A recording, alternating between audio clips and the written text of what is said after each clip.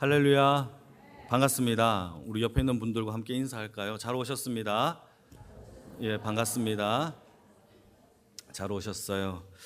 자, 오늘은요, 출애굽기의 말씀을 잠시 접어두고 오늘은 역대하 24장의 말씀을 함께 나누려고 하는데 그 이유가 있어요. 내일부터 하는 우리 여름 사역을 위하여 기도회를 하는데 우리가 무엇을 놓고 기도해야 할지를 오늘 좀 다짐하고 기도하는 시간을 좀 가지려고 해요. 그래서 오늘은 역대하 24장의 말씀을 제가 묵상하면서 제가 받았던 그 은혜를 함께 나누려고 하는데 제목은 하나님이 기뻐하시는 순종, 자발적 순종이라는 제목으로 주의 말씀을 함께 나누겠습니다. 여러분, 오늘 말씀은 천천히 한번 들으시면 돼요. 오늘 말씀의 배경은요, 유다의 왕 8번째 왕 요아스 왕과 9번째 왕 아마샤의 왕의 이야기가 오늘 본문의 배경입니다. 여러분, 제가 한번 질문해 볼까요? 이스라엘 땅이 12개의 지파가 있어요. 이 12개의 지파를 하나로 통일시킨 통일왕국을 만들었던 왕이 누굴까요? 다윗이죠. 다윗. 이 다윗이 이스라엘 나라를요, 12개 지파, 흩어져 있는 지파를요, 하나의 통일왕국으로 만들어요. 그런데요, 40년 동안 통일왕국이 되고 난 이후에 그의 아들 솔로몬 이후에는 어떤 일이 벌어지느냐? 나라가 통일이 아니라 분열되기 시작해요. 그래서 남쪽은 유다를 중심으로 다윗의 혈통들이 왕위를 이어가요. 그러나 북쪽 이스라엘은요, 나머지 지파들을 통하여서 여러 지파들이 왕위를 이어가는 사건이 벌어지죠. 그런데요, 유난히 북쪽 이스라엘 나라에는 악하고 나쁜 왕들이 참 많았어요. 그 중에 대표적인 사람이 누구냐 하면 시돈 여자 이세벨과 결혼했던 아합이라는 왕이 북쪽의 이스라엘 나라의 왕이 되었을 때에 시돈 여자가 시돈이라는 나라는요, 바알신과 아세라 목상을 섬겼던 나라예요. 그러니까 이세벨이 이 아합이라는 왕과 결혼하면서 이 시돈 땅에 있는 많은 우상을 섬기는 선지자들을 이스라엘 나라로 데리고 왔고 백성들에게 이 우상을 섬기도록 강요를 했던 것이죠. 그래서 타락한 나라가 된 게 바로 아합 왕 시대 때 벌어진 일이에요. 그런데 아합과 이 이세벨 사이에서 태어난 딸이 한 명 있어요. 그 사람의 이름이 아달랴라는 딸이에요. 아달랴. 여러분 기억하십시오. 아달랴. 이 아달랴가 남쪽에 있는 여호람, 다윗의 혈통을 가진 여호람과 정략 결혼을 해요. 그래서 남쪽과 북쪽이 이 화친 조약을 맺는 정략 결혼을 하게 되죠. 그래서 이세벨도 아합과 이세벨의 딸이니까 당연히 우상에 섬기는 여인이겠죠. 뿐만 아니라 아버지와 어머니의 영향을 받았던 악한 여인이란 말이에요. 이 여인이 여호람과 결혼하여서 그 땅에, 유다 땅에 이 여왕이 되는 거예요. 왕비가 되는 거예요. 왕비가 되고 얼마 지나지 않아 여호람이라는 유다의 왕이요, 불치병을 앓아서 그만 죽고 말아요. 그러자 그의 아들 아하시야라는 아들이 왕으로 등극을 합니다. 남쪽에서. 그런데요, 이 아하시야도 북쪽에 있는 왕을 병문안 갔다가 반역자 예후에 의해서 죽임을 받아요. 그러자 여러분 아달랴의 입장을 생각해 봅시다. 갑자기 자기 남편은 불치병으로 죽고 자기 아들은 북쪽의 병문안을 갔다가 예후에 의해서 반역자에 의해 죽임을 당하니까 이 아달랴의 엄마의 입장에서는 어떤 마음이 들을까요? 슬픔과 분노의 마음이 함께 믹스가 되어서 눈이 뒤집어집니다. 그러면서 어떤 일을 벌이느냐? 자기 남편 여호람의 형제 다윗의 혈통들을 다 죽여요. 그리고 자기의 친손자 아하시야, 아들이죠, 아들의 손자까지, 친손자까지 다 죽여요. 그리고는 자기가 유다의 왕이 됩니다. 유다의 여왕이 돼요. 여러분, 이게 얼마나 무서운 일이냐 하면 유다 땅은요, 다윗의 혈통들이 왕위를 이어간단 말이에요. 그런데 아달랴라는 이 여인이 다윗의 혈통을 다 죽이려고 했단 말이에요. 극악무도한 일들을 아달랴가 이 남쪽 유다에서 벌인 일이에요. 이때 아달랴에게 딸이 한 명이 있었는데 여호사브앗이라는 딸이 있었어요. 이 딸이 엄마가 하는 행위가 너무 악한 거죠. 다윗의 혈통을 다 죽이고 자기가 여왕이 되는 것에 대하여, 그것에 대하여 인정하지 못했던 여호사브앗이라는 딸이 어떻게 하느냐, 자기 동생 여호아하스의 막내 아들이 여호아하스거든요. 거기에서 태어났던 마지막 아들이 1살 배기 아들이 하나 있었는데, 그 아들을요 여호사브앗이 숨겨요. 그래서 성전에 몰래 키우는 일을 벌이게 됩니다. 자, 이때 유일하게 다윗의 혈통이 한 명 남죠. 그 사람이 누구냐 하면 여호아하스의 막내 아들인 바로 요아스라는 아들이 남게 돼요. 그는요 1살 때부터 여호와의 성전에 들어가서 몰래 키움을 받았던 아들이었단 말이죠. 이때 여호와의 성전을 섬겼던 제사장이 여호야다라는 제사장이 있었어요. 여호야다가 요아스를 6년 동안 키우면서 하나님의 율법과 말씀을 가르치고, 여러분 성전 안에서 자랐으니까 성전의 여러 조목들을 요아스가 구경하고 보면서 자랐겠죠. 그런데 그 마음속에, 요아스의 왕 마음속에는 성전이 너무 낙후되었고 기구도 너무나 낡았어요. 그래서 자기가 왕이 되면 내가 성전을 좀 개선을 해야 되겠다, 리모델링을 해야 되겠다라고 마음을 먹어요. 그리고 여호야다 제사장이 드디어 요아스가 7살이 되는 때에 백성들 앞에서 드디어 공포를 해요. 어떤 공포를 하느냐면, 유다 땅에 다윗의 혈통이 한 명 남아 있습니다 라고 얘기를 하니까 백성들의 마음에 너무 기쁜 거예요. 다윗의 혈통이 누굽니까? 요아스입니다 라고 하는 순간 이 요아스를요 유다의 왕으로 세우게 되죠. 그게 7살이에요. 그러니까 7살에 무슨 왕이 되겠습니까? 그러니까 여호야다라는 제사장이 아버지처럼 옆에서 모사의 역할들을 감당한 거죠. 가르치고 하나님의 율법을 그에게 들려주면서 이스라엘 나라를 잘 통치할 수 있도록 요아스를 잘 이렇게 가르쳐 준 겁니다. 그런데요, 제일 먼저 요아스가 왕이 되고 난 다음에 성전을 개혁합니다. 성전을 어떻게 개혁하느냐, 낙후되고 낡은 성전을요 보수 작업을 하면서 아름다운 성전으로 만들게 되는 게 요아스가 했던 아름다운 업적 중에 한 개인데, 문제는 여기서부터 시작이에요.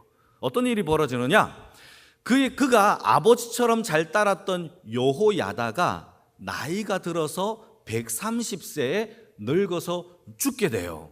자, 죽게 되자 요아스가 이제 독립하여서 유다 땅을 잘 다스려야 하는데, 죽자 어떤 일이 벌어지느냐, 같이 한번 읽어볼까요? 15절 그리고 17절 두 구절만 읽겠습니다. 시작. 여호야다가 나이가 많고 늙어서 죽으니 죽을 때에 130세라. 여호야다가 죽은 후에 유다 방백들이 와서 왕에게 절을 하고 왕이 그들의 말을 듣는 거예요. 딱 듣고 난 다음에 요아스가 어떤 행동을 취하느냐, 그 다음 절 18절도 같이 한번 읽어볼까요? 시작.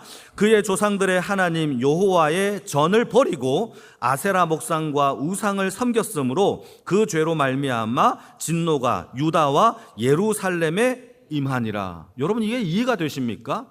어릴 때부터 성전에서 자랐고 여호야다라는 제사장을요 하나님의 율법을 얼마나 어려서부터 요아스가 들었겠습니까? 제1계명 나 외에 다른 신을 섬기지 말라, 제2계명 우상을 만들지 말라, 제3계명 여호와의 이름을 망령되, 이런 것들을 얼마나 많이 읊었겠습니까? 그런데요, 여호야다가 죽자 제일 먼저 했던 게 자기가 자랐던 여호와의 전을 버려요.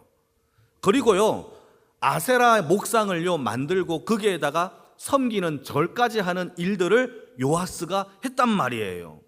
자, 여기에서 우리가 한 가지 주목해야 될 게 하나 있어요. 뭐냐 하면 요아스의 신앙은 도대체 뭐냐 이거예요.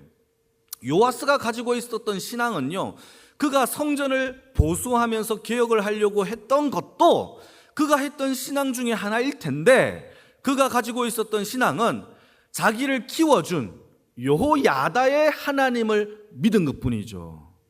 자기가 만난 하나님을 믿은 적은 있어요, 없어요? 없어요. 우리가요 예수님을 인격적으로 만나지 못하면 교회를 잘 나오고 집사 직분을 받아도요, 요아스와 똑같은 결말을 맞이할 수밖에 없어요. 그래서 우리는 이걸 주목해야 됩니다. 이걸 주목해야 돼요. 우리의 자녀들은 어떻습니까? 여러분, 교회를 다녀요가 절대 기준이 되면 안 돼요.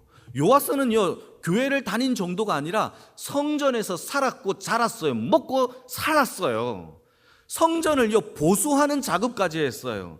모든 백성들에게 성전을 보수하자라고 권면하면서 성전에 헌금을 내어 아름답게 보수했던 장본인이 요아스였어요. 그러나 그가 따랐던 그의 관할과 관섭과 보호와 돌봄과 도움을 벗어나니까 제일 먼저 했던 게 성전을 버렸다니까요. 그게 기준이 될 수 있어요, 없어요? 없어요.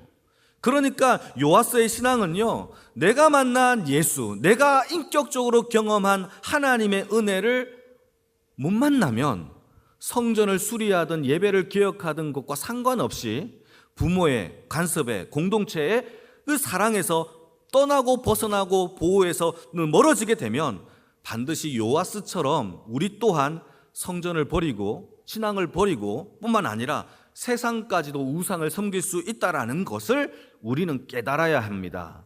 여러분, 그래서 우리의 자녀, 내가 맡았던 영혼, 내 부서에 있는 아이들, 내 구역에 있는 영혼들을 위하여 여러분, 그 영혼이 개인적으로 인격적으로 하나님을 만날 수 있도록 기도하는 주의 인생이 되어지기를 축복합니다. 기도해야 돼요. 여러분, 이 수련회를 왜 합니까? 그런 하나님을 만나게 해달라고 우리가 집중적으로 하나님의 말씀을 가르치고 기도하는 거예요. 그 은혜가 있는 하나님의 역사가 일어나는 그런 교회와 여러분들의 삶이 다 되어지기를 축복합니다. 이렇게 타락한 요아스를요, 하나님이 그냥 놔두지 않았어요. 많은 선지자를 그에게 보내요. 선지자들을 보내면 보낼수록 요아스가 그거를 받아들이느냐? 그렇지 않았어요. 이거를 거부합니다. 19절 말씀을 보시게 되면 여러 선지자들을 그에게 보내어 하나님께 돌아올 것을 명령했지만 결론은 순종하지 않았다라고 결론을 내려요. 그래서요, 하나님이 마지막에 누구를 보내느냐? 여호야다, 자기 아버지와 같은 이 여호야다의 아들 스가랴 선지자를요, 요아스에게 보냅니다. 요아스에게 직접 보내는 것이 아니라 백성들에게 보내어서 하나님의 말씀을 가르쳐요. 책망합니다. 너희들 이렇게 하면 안 돼. 돌아와. 아세라 목상을 왜 섬겨? 하나님을 섬겨야지 라고 책망을 합니다. 이 아세라 목상을 누가 섬기고 있는 거예요? 요아스가 섬기고 있으니까 곧 누구를 책망한 거예요? 요아스를 책망한 거예요. 한번 읽어볼까요? 20절 말씀입니다. 시작. 이에 하나님의 영이 제사장 여호야다의 아들 스가랴를 감동시키매 그가 백성 앞에서 높이 서서 그들에게 이르되 하나님이 이같이 말씀하시기를 너희가 어찌하여 여호와의 명령을 거역하여 스스로 형통하지 못하게 하느냐 하셨나니 너희가 여호와를 버렸으므로 여호와도 너희를 버렸다라고 이야기를 해요. 자, 이때 스가랴가 누굽니까? 여호야다의 아들. 요아스의 입장에서는요, 어릴 때 이 스가랴와 함께 먹고 자고 마시며 자라지 않았겠습니까? 그러니까 하나님은요, 스가랴의 이야기는 들을 거라 요아스에게 마지막으로 보낸 거예요. 그런데요, 요아스는요, 이미 타락했어요. 하나님을 버렸어요. 그 마음에 스가랴의 이 이야기, 백성을 향하여 책망하는 이 이야기에 대하여 자기를 향하여 책망하는 것이라는 걸 깨닫고는요, 분노하여서 스가랴를요 죽입니다. 여러분, 형제와 같은 스가랴를 죽이는데 왜 이렇게 안 놀라세요? 엄청난, 이게 너무 마음이 아픈 거예요. 죽여요. 그런데 심지어 어디에서 죽이는지 아십니까? 성전 안에서 죽여요. 성전 뜰 안에서 죽입니다. 자기가 먹고 자란 그곳에서 죽여요. 여러분, 하나님이 이거를 보시고요, 요아스에게 크게 분노를 하십니다. 그리고는요, 나이가 40세밖에 안 되었을 때에 요아스를요, 신하들에 의해 반역을 일으켜 요아스를 죽이는 사건이 벌어지게 되죠. 요아스의 이야기예요. 두 번째, 그의 아들 아마샤를 볼게요. 요아스가 죽자 누가 왕이 되느냐? 25살 된 이 아마샤가 왕이 됩니다. 이 왕이 되었을 때에 자기 아버지 요아스를 죽였던 신하들과 함께 정치를 해야 돼요. 왕이 나라를 다스려야 돼요. 그러니까 아마샤의 입장에서는요, 얼마나 두려웠겠어요. 자기 아버지를 죽인 이 신하들과 함께 정치 속에서 이 나라를 다스려야 되니까. 그래서요, 자기의 힘이 키워질 때까지는 자기의 아버지를 죽인 이 원수를 지금 당장 죽이고 싶지만 참았던 겁니다. 참고 인내하면서 어느새 아마샤가 자신의 정권의 힘을 얻게 돼요. 그때 제일 먼저 한 것이 아버지의 원수 요아스의 원수를요, 아마샤가 갚아버립니다. 그리고는 제일 먼저 한 게 무엇이냐? 왕권을 강화하기 위하여 다윗이 만들었던 군대를요, 다시 아마샤가 만듭니다.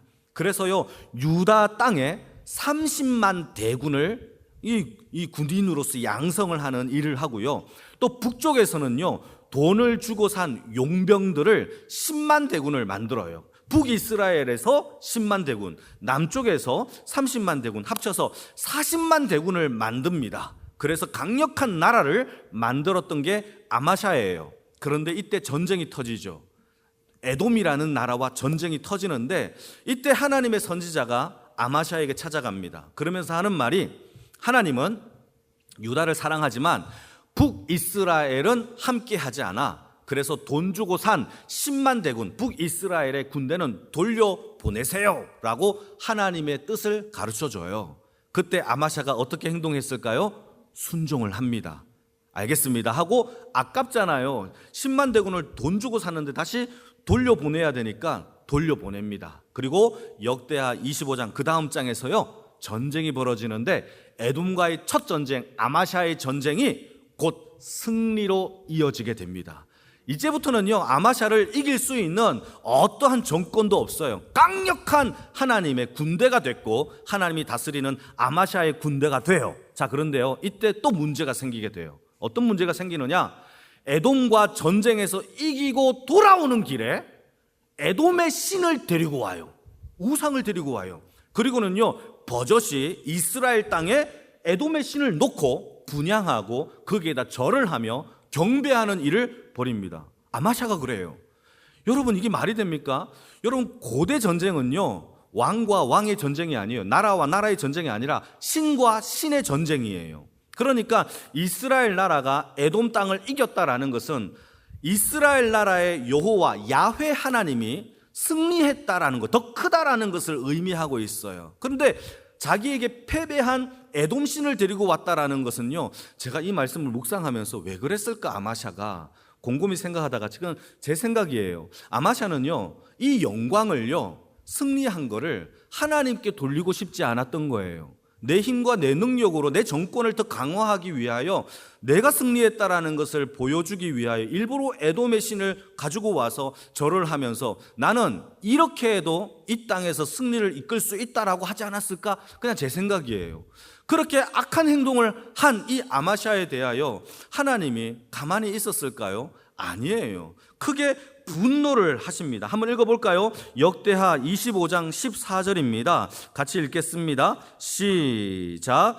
아마샤가 에돔 사람들을 죽이고 돌아올 때에 세일 자손의 신들을 가지고 와서 자기의 신으로 세우고 그것들 앞에서 경배하고 분향을 하였더라. 그러면서 하나님의 선지자 한 명을 보내는데요, 같이 한번 이것도 읽어볼까요? 25장 15절 시작. 그러므로 여호와께서 아마샤에게 진노하사 한 선지자를 그에게 보내시니 그가 이르시되 저 백성의 신들이 그들의 백성의 왕의 손에서 능히 구원하지 못하였거늘 왕은 어찌하여 그 신들을 섬깁니까? 보통 이겼으면 이긴 신을 섬겨야지요 라고 선지자가 얘기를 한 거예요. 여러분, 그런데 아마샤가 이 말이 끝나기도 전에 그 선지자를요 때립니다. 몹시 때리고요, 쫓아냅니다. 여러분, 이거는요 의도적으로 에돔에게 경배했다라고 밖에 이해할 수 없는 것이죠. 여러분, 그런 거예요. 여러분, 여기 참 우리는 중요하죠. 아마샤가 전쟁에서 한 번 이겼지만 순종을 통하여 그 이후에는요 패배해요. 지금부터 패배하여 나중에는 어떻게 되는지 아십니까? 똑같이 아버지 때와 똑같이 신하들이 반란을 일으켜 아마샤를요 결국 죽이는 사건이 벌어지게 되죠. 여러분, 아마샤를 봅시다. 처음에는요, 훌륭한 왕이 될 것처럼 보였어요. 25세 때 왕이 되었고, 아버지를 죽인 원수를 갚기 전까지 참고 인내하는 인내심도 있었었고, 그리고 뿐만 아니라 왕권을 강화하는 군대를 양성할 줄도 알았었고, 다윗처럼 선지자의 충고도 들을 줄 아는 현명한 또 겸손한 왕처럼 보였어요. 그런데 성경은요, 아마샤를 한 줄로 평가를 내립니다. 이것도 한번 읽어볼까요? 역대하 25장 2절 같이 읽겠습니다. 시작. 아마샤가 여호와께서 보시기에 정직하게 행하기는 하였으나 온전한 마음으로 행하지 했어요, 안 했어요? 안 했어요. 여러분, 온전한 마음으로 순종하는 것이 아마샤에게 없었다라는 것이죠. 여러분, 이걸 묵상해 봅시다. 아마샤의 순종에는요, 온전한 순종이 아니었어요. 그의 순종은요, 했던 순종은 에돔과의 전쟁에서 살기 위하여, 이기기 위하여 위급한 상황에서 첫 전쟁에 대한 두려움 때문에 잠시 순종해 준 것뿐이라는 거예요. 이게 매우 중요해요. 우리 또한 마찬가지예요. 절체절명의 위기 속에서 우리가 순종하는 것이 진짜 이기 위해서는요, 전쟁 이후에도 하나님께 예배 드려야 되는 거예요. 전쟁 전에 살기 위하여 살려주십시오 한 번만 그러면서 드리는 예배와 순종은요, 온전한 순종이 아니에요. 온전한 순종이 되기 위해서는요, 그 이후에도 같은 마음 같은 뜻으로 하나님께 예배 드리는 자가 온전한 순종인 줄 믿으시기를 축복합니다. 그 위기, 절체절명의 그 아픔에서 벗어나기 위하여 잠시 했던 순종은요, 여러분, 이게 우리에게도 있어요. 시험이 끝나거나 취업하기 전에는 그렇게 간절했다가, 또 사업이 문제가 생겼을 때는 간절했다가, 뿐만 아니라 급전이 필요할 때 그렇게 애절했다가, 재판 중에 있을 때는 그렇게 무릎을 꿇다가 끝나면요, 동일하게 아마샤처럼 하나님을 버릴 수 있는 신앙, 그게 온전하지 못한 신앙이에요.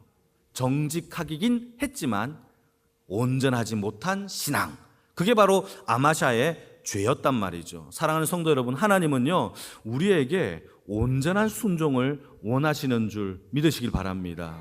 그 온전한 순종은요, 성공 전이나 성공 후나, 고난 전이나 고난 후나 동일한 마음으로 자발적으로 하나님께 나와 예배하는 하나님 앞에 험블, 겸손한 주의 인생이 되어지기를 주님의 이름으로 축복합니다. 이게 중요하죠. 이걸 가르쳐야 돼요. 여러분, 마지막으로 한 가지만 또 주목해 볼게요. 그러면 온전한 순종이 도대체 뭐예요? 온전한 자발적 순종이 뭐예요? 여러분, 성경을 보게 되면 순종에 대한 이야기가 크게 두 가지가 나와요.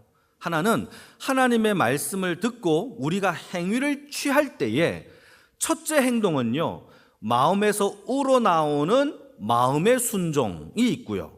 또 하나는요, 마음에는 일어나지 않지만 억지로 하는 복종이 있을 수 있어요. 두 가지가 있어요. 하나는 마음에서 일어나는 자발적 순종이 있고, 하고 싶지는 않지만 어쩔 수 없이 해야 되는 억지로 하는 복종이 있을 수 있어요. 이 두 가지의 말씀 앞에서, 이 명령 앞에서 어떻게 행동을 하느냐에 두 가지 순종이 있어요. 하나는 복종이냐, 하나는 순종이냐.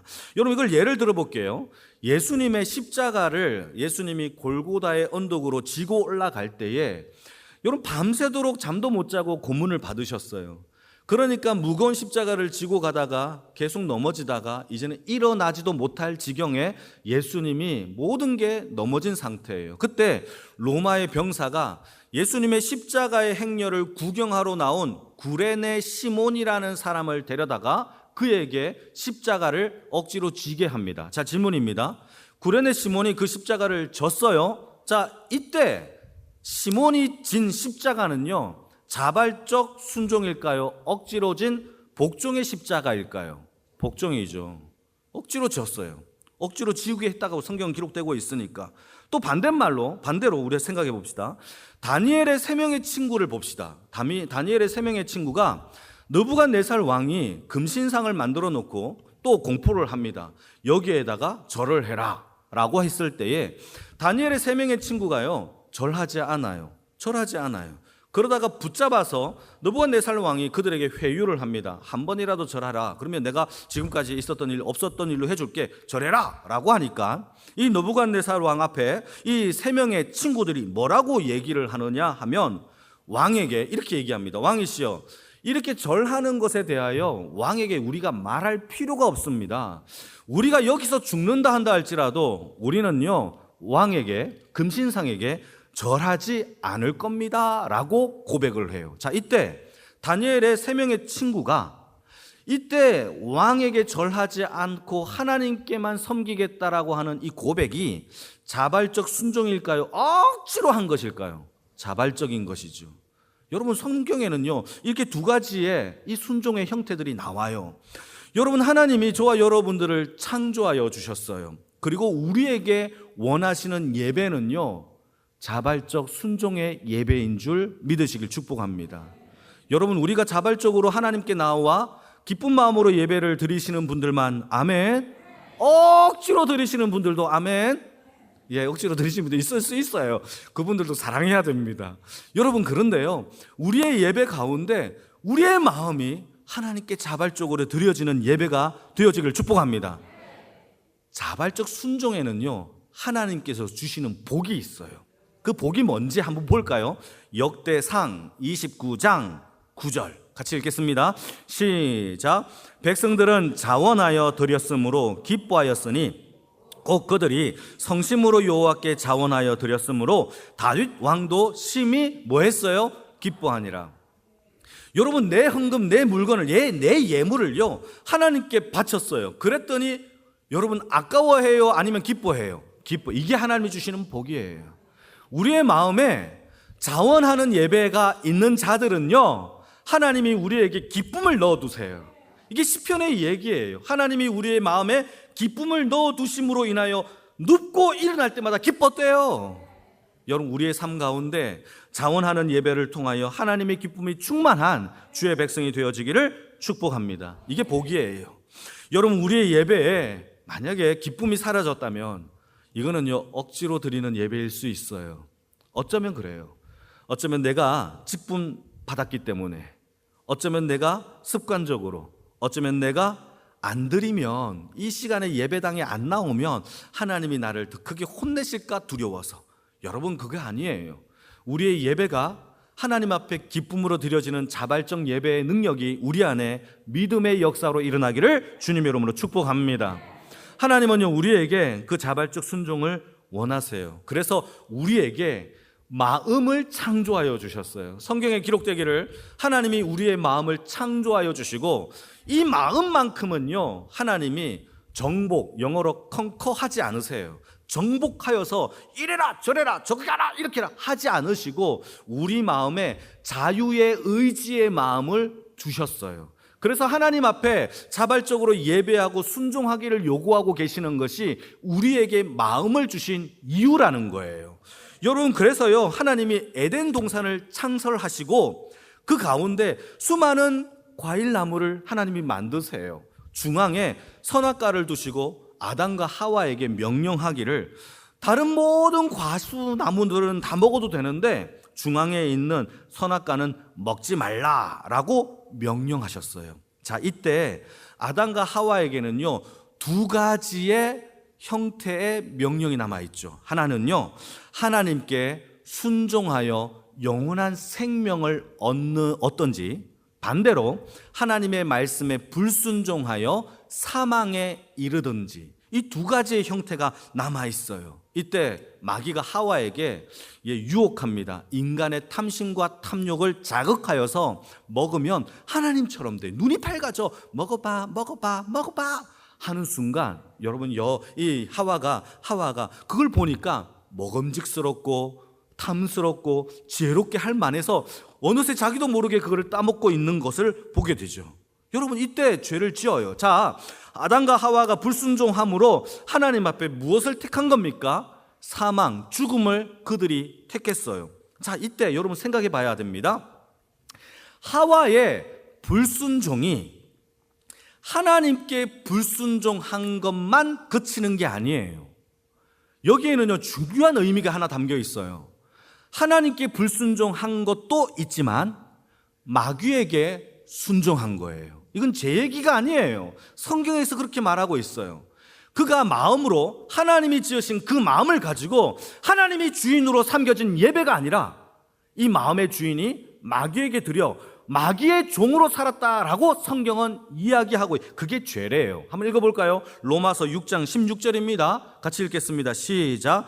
너희 자신을 종으로 내어 주어 누구에게 순종하든지 그 순종함을 받는 자의 종이 되는 줄을 너희가 알지 못하느냐. 누구에게 순종했죠? 아담과 하와가 마귀에게 순종했죠. 마귀의 종이 되었다라는 거예요. 계속 혹은 죄의 종으로 사망에 이르고 혹은 순종의 종으로 의에 이르느니라. 하나님의 말씀이에요. 여러분, 사도 바울도 이 선악과의 이야기를 정확하게 꿰뚫어서 우리에게 이야기해주고 있는 겁니다. 마귀가, 아담과 하와가 마귀에게 속아서 그가 불순종을 한 것은 단순한 불순종이 아니라 곧 이 불순종이 곧 그 마음을 마귀에게 내어 주었고 마귀에게 순종하여 귀속되어 마귀와 함께 영원한 심판 지옥 백성 되게 하는 것이 사망의 뜻이라고 사도 바울이 로마서를 통하여 우리에게 말씀을 해주고 있는 거예요. 사랑하는 성도 여러분, 오늘의 설교가 여러분들 가슴을 뜨겁게 하여지기를 주님의 이름으로 축복합니다. 여러분, 우리를 구원하여 주신 예수 그리스도의 보혈로 우리가 구원받은 줄 믿으시면 아멘. 자, 그러면 우리의 마음의 주인, 우리의 생명의 주인은 누가 되어야 되겠습니까? 우리를 구원하신 예수가 우리의 참 주인이시기를 주님의 이름으로 축복합니다. 마음의 주인이 되어야 되겠죠. 그런데 예수님이 우리의 마음의 주인이냐? 이거를 증명하기 위해서는요, 우리가 무엇에 순종하고 복종하는지를 봐야 한대요. 순종하고 복종하는 것이 우리의 마음의 주인이래요. 이게 성경의 얘기죠. 그래서 우리가 하나님의 자녀임을 증명하기 위해서는 자발적 순종이 그 열매 속에 맺어져야 한다라는 것을 성경이 얘기하고 있는 거죠. 우리의 삶 가운데 자발적 순종, 자발적 예배, 자발적 헌금, 자발적 섬김이, 찬양이 우리 안에 있기를 주님의 이름으로 축복합니다. 더 이상 우리는 죄의 종이 아니에요. 하나님의 자녀, 의의 종이고 생명의 하나님의 나라에 유업을 이어받을 하나님의 자녀임을 기억하며 우리의 마음에 참된 주인이신 하나님께 순종하며 하나님의 나라를 이어받는 하나님의 백성이 다 되어지기를 주님의 이름으로 축복합니다. 로마서 6장 17절 18절입니다. 같이 읽겠습니다. 시작. 하나님께 감사하라. 너희가 본래 죄의 종이었더니 너희에게 전하여 준 바 교훈의 본을 어떻게 마음으로 순종함으로 바뀌어지는 거예요. 의의 종으로. 그게 기준이에요. 사랑하는 성도 여러분, 교회 다니는 게 기준이 아니에요. 우리의 마음의 주인이 누구인지를 살펴보기를 주님의 이름으로 축복합니다. 우리의 순종이 자발적 순종이 되어지기를 주님의 이름으로 축복합니다. 그로 인하여 하나님의 은혜와 능력이 우리의 삶 가운데 넘침으로 영향을 끼칠 수 있는 하나님의 사람 되어지기를 축복합니다. 오늘 여름 사역을 시작하면서 본격적으로 우리가 기도를 하려고 하는데요, 우리 자녀들을 놓고 기도합시다. 여러분, 다음 세대 살려야 되겠죠? 우리 자녀들을 위하여 여러분, 하나님의 은혜가 깃들고 자발적 순종이 일어나며 하나님의 능력이 나타나는 여름 사역이 될 수 있도록 우리가 힘을 합쳐서 기도하기를 축복합니다. 섬기시는 분들도 자발적 헌신, 봉사가 있음으로 인하여 섬기면 섬길수록 기쁨이 넘치고, 할렐루야. 아멘이 너무 작아요. 이거 복을 주려고 해도 다시 처음부터 섬기시는 분들도 자발적 헌신과 봉사를 통하여 섬기면 섬길수록 기쁨이 넘치고 하나님의 은혜가 넘치는 의의 종, 하나님의 백성의 삶이 다 되어지기를 주님의 이름으로 축복합니다. 우리가